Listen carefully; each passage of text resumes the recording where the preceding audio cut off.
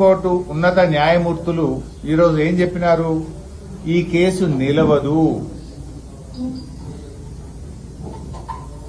ఈ కేసు మీరు procedural lapses ఉన్నాయి, మీ సూట్ సరిగా ఫైల్ చేయలేదు అని రాష్ట్ర ప్రభుత్వానికి మొట్టికాయలేసింది సుప్రీంకోర్టు. మీ ఉద్దేశం ఏంటి? మీరు కావాలనే ఉద్దేశపూర్వకంగా కేసు నిలవద్దనే మీరు తప్పుడు కేసు వేసి లోపభూయిష్టంగా కేసును ఫైల్ చేసి ఇవాళ ఆ కేసు నిలవకుండా కేసు కొట్టుడు పోయే విధంగా చేసినారు. సుప్రీంకోర్టు మొట్టికాయాలి. అసలు రాష్ట్ర ప్రభుత్వం ఎప్పుడన్నా వేసిన కేసులో లోపాలుంటాయా? లోపాలతో కూడినటువంటి సూట్ ఎందుకు వేశారు? ఏం చేస్తుంది అడ్వకేట్ జనరల్? ఏం చేస్తుండ్రు? ఉన్నత న్యాయమూర్తులు ఏం చేస్తుండ్రు? లక్షల రూపాయలు ఖర్చు పెట్టి సీనియర్ సుప్రీంకోర్టు న్యాయవాదులను మీరు పెట్టారు కదా, మరి ఎందుకు లోపభూయిష్టంగా? ఇది ముఖ్యమంత్రి ఆదేశాలు లేకుండా జరుగుతుందా? రాష్ట్రానికి సంబంధించిన ఇంత అతి ముఖ్యమైనటువంటి కేసు, గోదావరి జలాలకు సంబంధించినటువంటి కేసు ఇవాళ వస్తుందంటే 2 రోజుల ముందు ముఖ్యమంత్రి, నీటిపారుదల శాఖ మంత్రి, న్యాయశాఖ మంత్రి, సీనియర్ అధికారులు రివ్యూ చేస్తారు ఎప్పుడైనా. మీరు ఎందుకు రివ్యూ చేయలే? నిన్న మొన్న ఏంది ఎంతసేపు బీఆర్ఎస్ తిట్టుడు, మిమ్మల్ని కోస్తాం, మిమ్మల్ని జైలు వేస్తాం, మీ రక్తం జిమ్ముతాం, దీంట్లో బిజీ ఉన్నారు మీరు. రాష్ట్ర ప్రయోజనాలు కాపాడడంలో మీ వైఫల్యం కొట్టొచ్చినట్టు కనబడుతుంది. ఇది వైఫల్యం అనాలనా? ఇది ఉద్దేశపూర్వకంగా ఆంధ్రప్రదేశ్ కు జలాలు వదలడానికి, గోదావరి బనకచెర్ల ప్రాజెక్టు ముందుకు సాగడానికి మీ పరోక్ష సహకారం అనాలనా? ఇవాళ మీరు సమాధానం రాష్ట్ర ప్రజలకు చెప్పాలి. ఇప్పుడు గతంలో కూడా మీరు వ్రిట్టేసినారు. వ్రిట్టేస్తే సుప్రీంకోర్టు మొట్టికాయలేసి కొట్టేసింది. రిట్టు నిలవదు, రిట్టు వేయడం తప్పు అని సుప్రీంకోర్టు డిస్మిస్ చేసింది. రిట్టు డిస్మిస్ అయితే ఇప్పుడు సూట్ వేసింది, సూట్ కూడా డిస్మిస్ అయిపోయింది. 7 నెలలుగా ఏం తమాషాలు చేస్తున్నారు మీరు? ఈ విషయాన్ని బయటకు తెచ్చిందే బీఆర్ఎస్ పార్టీ. అంటే ఈ రిట్టు కూడా ఎప్పుడు వేసింది తెలుసా? అప్పుడు గోదావరి నల్లమల్ల సాగర్ మీద ఆంధ్రప్రదేశ్ ప్రభుత్వం టెండర్లు పిలిచింది. టెండర్లు ఫైనల్ అయిపోయి టెండర్లు ఓపెన్ అయ్యేదాకా కోర్టులో కేసు వేయలే. సో దట్ టెండర్లు మళ్ళీ ఎక్కడ కోర్టు స్టే ఇస్తుందేమో అని 11 డిసెంబర్ 2025 నాడు టెండర్లు క్లోజ్ అయినాయి. గోదావరి నల్లమల్ల సాగర్ టెండర్లు 11 డిసెంబర్ 2025కు పూర్తయినాయి. వీళ్ళు రిట్ ఎప్పుడు వేసిండ్రు? 16 డిసెంబర్ 2025 టెండర్లు అయిపోయినాక 5 రోజులకు సుప్రీంకోర్టులో రిట్ వేసింది. సుప్రీంకోర్టు అన్నది ఇలాంటి కేసుల్లో రిట్ వేయడానికి వీల్లేదని, అది కూడా తప్పుడు లోపభూయిష్టమైన రిట్ వేస్తే సుప్రీంకోర్టు మొట్టికాయలేసింది, రిట్ డిస్మిస్ చేసింది. రిట్ డిస్మిస్ అయితే సూట్ వేసింది. సూట్ ఇవాళ అది డిస్మిస్ అయిపోయింది. అంటే 7 నెలలు, డిసెంబర్ 16 నుంచి ఇవాళ జూలై 13, 7 నెలలుగా ఆంధ్రప్రదేశ్ కడుతున్న అక్రమ ప్రాజెక్టు మీద కేసు కూడా వెయ్యలేని మీ బలహీనత ఏంది అని మేము అడుగుతా ఉన్నాం. Why are you fail to stop the illegal project? ఆపడం వదులండి, కేసే వేయలేకపోతున్నారే. 7 నెలల ఇంత పెద్ద రాష్ట్రము, ఇంత పెద్ద న్యాయ వ్యవస్థ 7 నెలలుగా మీరు కేసు కూడా సుప్రీంకోర్టులో వేయకపోవడానికి గల బలహీనత ఏంది? మొదలు కేసేసినప్పుడేమో టెండర్లు అయిపోయేదాకా చూసి ఆగి, గోదావరి నల్లమల్ల సాగర్ టెండర్లు ఆంధ్రప్రదేశ్ పూర్తి చేసుకున్నాక 5 రోజులకు వ్రిట్ వేస్తుంది. వ్రిట్ డిస్మిస్ అయిపోయాయి. సూట్ వేయడానికి మళ్ళీ 5 నెలలు తీసుకుంటుంది. ఆ సూటు ఇవాళ లోపభూయిష్టమైన సూటు, తప్పుడుగా వేసిందని సుప్రీంకోర్టు ఉన్నత న్యాయమూర్తులు మొట్టికాయలేసి ఈ సూటు చెల్లది, ఇది ప్రొసీజర్ ఫాలో కాలేదు, ఈ సూటును డిస్మిస్ చేస్తున్నామని ఎత్తి అవతల పడేసింది. ఏం చేస్తున్నట్టు? ఇది చంద్రబాబుతో రేవంత్ రెడ్డి కుమ్మక్కుకు ఇంతకంటే సాక్ష్యం ఏం కావాలి? ఆయన గురువు గారి కళ్లల్లో ఆనందం చూడడానికి ఇవాళ తెలంగాణ ప్రయోజనాలు రేవంత్ రెడ్డి దెబ్బతీస్తున్నారనడానికి ఇవాళ సుప్రీంకోర్టులో లోపభూయిష్టమైన కేసు వేసి దాన్ని డిస్మిస్ అవడమే ఒక బలమైనటువంటి సాక్ష్యం. ఇంత దారుణమా? ఎట్లుందంటే ఇదంతా డ్రామా ఎట్లుందంటే, నువ్వు కొట్టినట్టు చేయాలి, ఇది కానీ దెబ్బ తాకద్దు, నువ్వు అడిగినట్లే ఉండాలి కానీ ప్రాజెక్టు ఆగద్దు. రేవంత్ రెడ్డి అడిగినట్టే ఉంటుంది, ఆ కేసు నిలవది, ప్రాజెక్టు ఆడ ఆగదు, నడుస్తూనే ఉంటుంది. కొట్టినట్టే ఉండాలి కానీ దెబ్బ తాకద్దట. ఇవాళ ఆ డ్రామా ఆడుతా ఉన్నారు. ఇవాళ రేవంత్ రెడ్డి తెలంగాణ ఉద్యమ ద్రోహే కాదు, ఇవాళ తెలంగాణ పాలిట ఒక జలద్రోహిగా కూడా మారిపోయినాడు. ఎందుకు ఇవాళ కేసు ఫెయిల్ అయింది? ఒక మొదటిసారి ఫెయిల్ అయినప్పుడైనా బుద్ధి రావాలి కదా, అప్పుడే వృట్టేస్తే అది కొట్టుడు బాయ్. రెండోసారి అన్న సూట్ అన్న సరిగా వేయాలి కదా, ఇవాళ మళ్ళా కొట్టుడు పోద్దా? 7 నెలల తర్వాత కూడా ఒక అక్రమ ప్రాజెక్టును ఆపే తెలివితేటలు మీకు లేవా? ఆ రోజుల్లో మేము ఎన్ని ఆపినాం? రాయలసీమ లిఫ్ట్ ఇరిగేషన్ మేము పోయి కోర్టులో స్టే తెచ్చినాం కదా. ఆంధ్రప్రదేశ్ అక్రమ ప్రాజెక్టుల మీద ఎన్నో స్టేలు తెచ్చింది బీఆర్ఎస్ ప్రభుత్వం. నువ్వెందుకు ఆపలేకపోతున్నావు? అంటే నీ లోపభూయిష్టమైన విధానం, అంతర్గత చంద్రబాబుతో ఉండే నీ ఒప్పందం వల్లనే ఇవాళ రాష్ట్రాల హక్కులకు దెబ్బ తగిలేటువంటి పరిస్థితి కనబడతా ఉంది. నాకు తెలిసి దేశంలో ఒక రాష్ట్ర ప్రభుత్వం వేసిన సూటు ఇంత వేగ్గా ఉంటది, లోపభూయిష్టంగా ఉన్న సందర్భం ఏదైనా ఉందంటే ఇదే కావచ్చు నాకు తెలిసినంతవరకు. ఇవాళ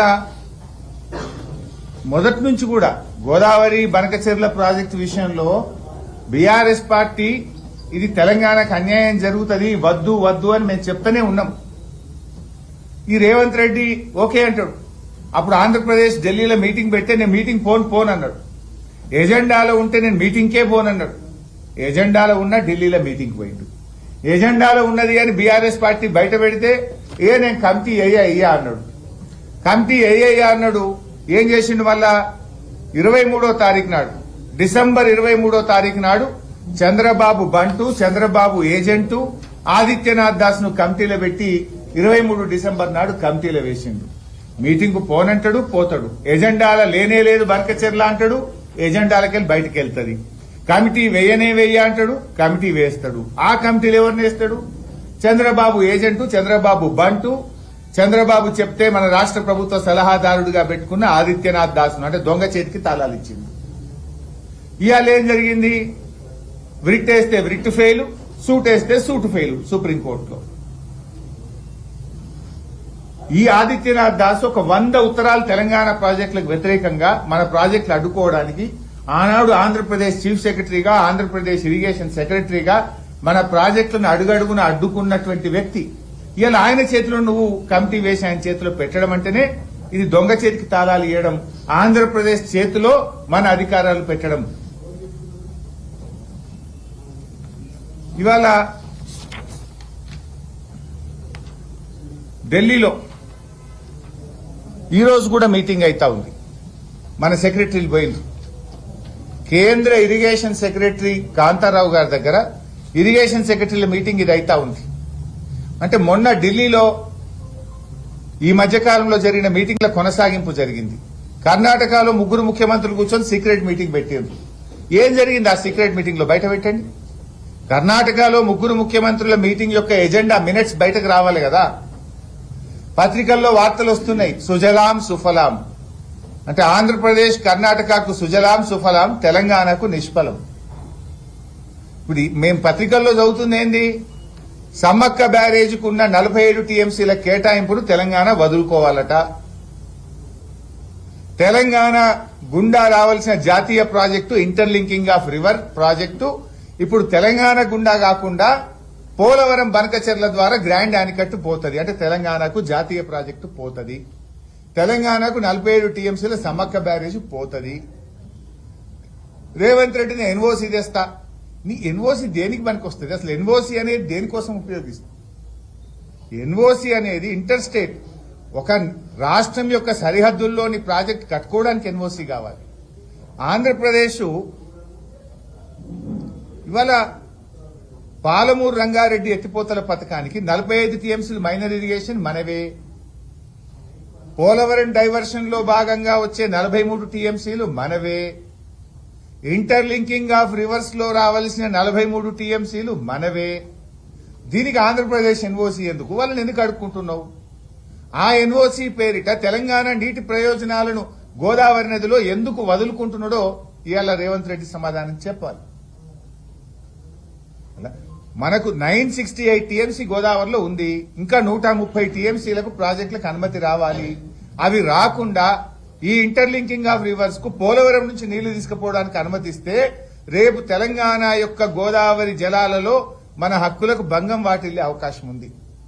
గతంలో ఇదే ఇంటర్లింకింగ్ ఆఫ్ రివర్స్ మీద చర్చ జరిగినప్పుడు నాటి బీఆర్ఎస్ ప్రభుత్వం మొత్తం ఆ 968కి అనుమతి ఇచ్చినాకనే ఇంటర్లింకింగ్ ఆఫ్ రివర్స్ చేపట్టాలి అని స్పష్టంగా చెప్పినాం.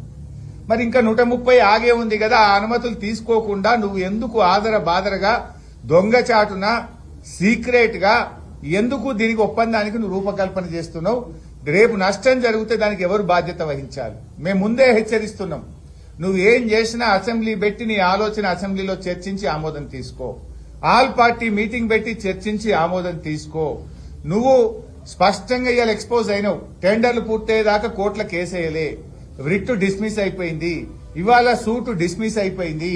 నువ్వు అంతా దొంగచాటు వ్యవహారం చేస్తున్నావు, రాష్ట్ర ప్రయోజనాలకు దెబ్బతినే వ్యవహారం చేస్తున్నావు.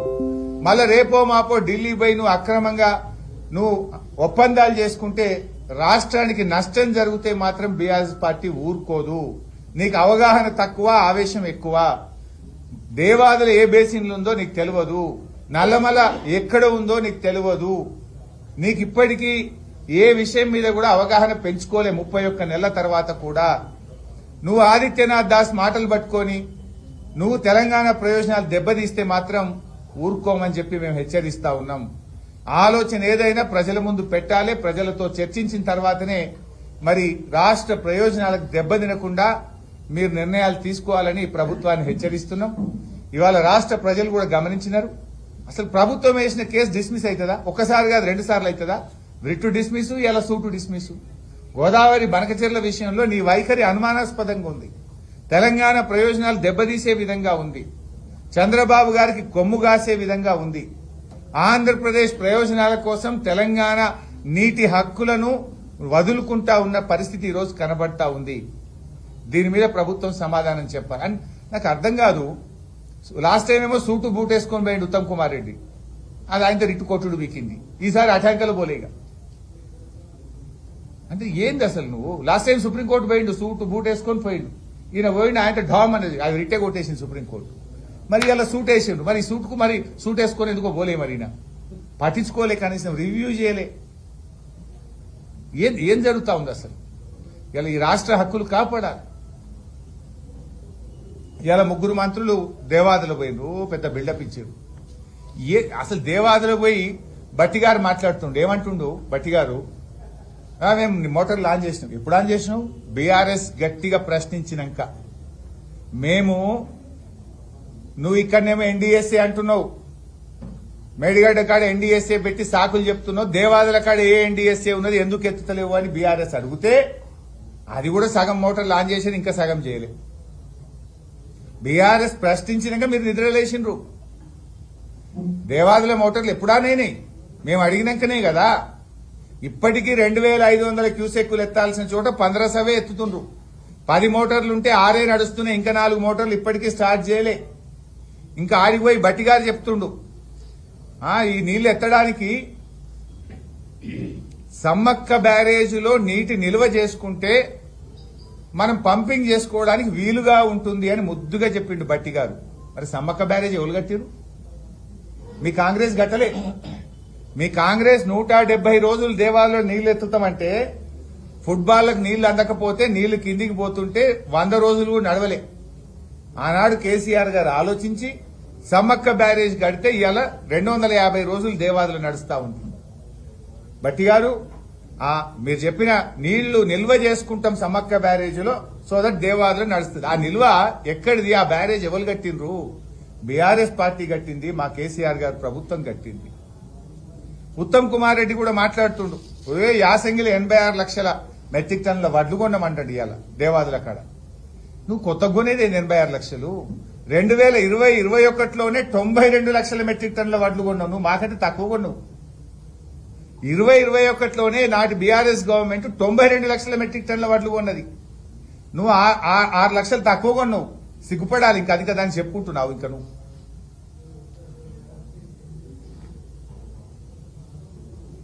ఉత్తమ్ కుమార్ రెడ్డి అంటుండు, మేము కనేపల్లి పంప్ హౌస్ నడపం, అది నడితే ఎల్లంపల్లికి నీళ్లు పోవు అంటుండు. ఎందుకు నడిపోవు నువ్వు? ఇప్పుడు ఊర్లలో పల్లెటూర్లలో ఒక రైతుని అడుగు, జనరల్ గా వాగులు పక్కపొంట వాగు పోతే అందులో ఫుట్బాల్ వేసి పైప్ వేసి నీళ్లు గుంచుతారు.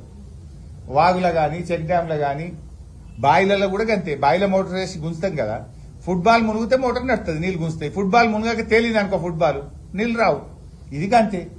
కన్నెపల్లి కాడ ఫుల్ నీళ్లు వాగులో పోతున్నాయి, ఫుట్బాల్ నిండా నీళ్లు ఉన్నాయి, మోటార్ వస్తే నీళ్ళు వస్తాయి. ఈ సామాన్య రైతుకు అర్థమవుతుంది కానీ వీళ్ళకి అర్థమైతలేదు.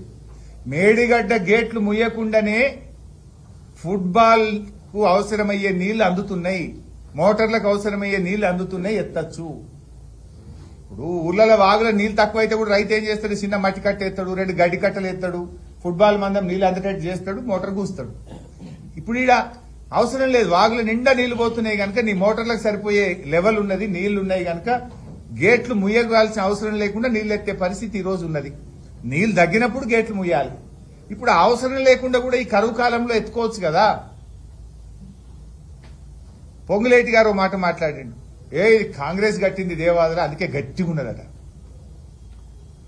కాంగ్రెస్ కథ చెప్తే ఏం చెప్పాలి ఆయనకు? దేవాదుల టీడీపీ హయాంలో స్టార్ట్ అయ్యి కాంగ్రెస్ హయాంలో కుంటుకుంట మూలకు పడ్డది. 15 జూలై 2011 నాడు దేవాదుల టనల్లో పెద్ద ప్రమాదం జరిగి టనల్ మొత్తం కుప్పగూలిపోయి 3 కార్మికులు చచ్చిపోయింది. 15 జూలై 2011. ఇక అప్పటి నుంచి 3 ఏళ్ళు అది మూలకే పడ్డది. కాంగ్రెస్ వాళ్ళు దాన్ని కూడా పట్టించుకోలేదు. ఆ తర్వాత బీఆర్ఎస్ ప్రభుత్వం మళ్ళా మేము వచ్చినాక దాన్ని మొత్తం రీఇంజనీరింగ్ చేసి దేవాదుల ప్రాజెక్టును 3rd ఫేజ్ ను పూర్తి స్థాయిలో పూర్తి చేసి ఆ రామప్ప దేవాలయానికి ఇబ్బంది లేకుండా చేసి దాన్ని పూర్తి చేసింది మేము. కాంగ్రెస్ హయాంలో దేవాదులలో పారింది 46,000 ఎకరాలు, బీఆర్ఎస్ హయాంలో దేవాదులలో పారింది 3 లక్షల ఎకరాలు. సో ఇప్పుడు పటిష్టంగా ఉన్నదంటే బీఆర్ఎస్ వల్ల ఉన్నది. మీరు కుప్పగూల్చిపోయారు, మీరు కూలగొట్టి మూలకు పెట్టిపోతే దాన్ని రిపేర్ చేసి టెక్నాలజీ మార్చి దేవాలయాన్ని కాపాడుతూ దాన్ని పూర్తి చేసింది మేము, కూలగొట్టి మూలకు పెట్టింది మీరు. పొంగులే